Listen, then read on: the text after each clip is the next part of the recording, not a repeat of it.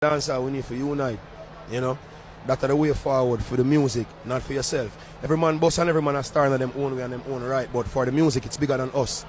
You know, they know it's bigger than I don't know, it's bigger than any name they want to call. It's always dancehall and the music before anything.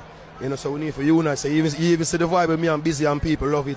I will eat more shakas there for them. Like, we'll eat more shakas there for them because, you know, we've been a talk, but we're going to show them through action. You know, dancehall and Jamaica needs this. We don't see what going on Jamaica and we don't see what going on in the world. And we, as a music, we just need to just unite and show the world the power of dancehall because dancehall is very powerful.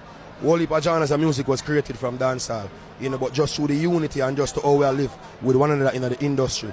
We just want to change all of that, unite and show the world what Jamaica and what dancehall is about and own back the space. So just that, and the man them stop kill off the people, them stop kill off the woman, them stop kill off the pitney them dog.